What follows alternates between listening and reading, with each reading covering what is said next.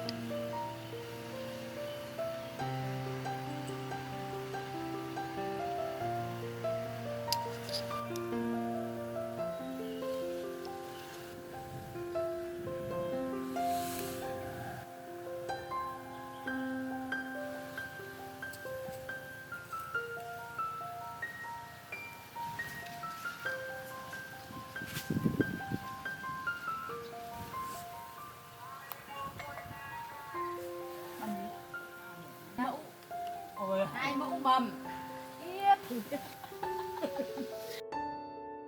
đã độc thường cho cái nước nhiều tiền. Nhìn thấy cháu ở hướng thế lôi lôi nó xanh nhưng mà làm sao vẫn cứ để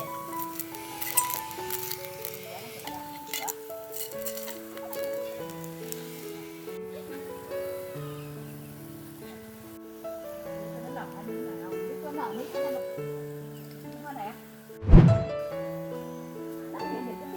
để không hết được bố rồi.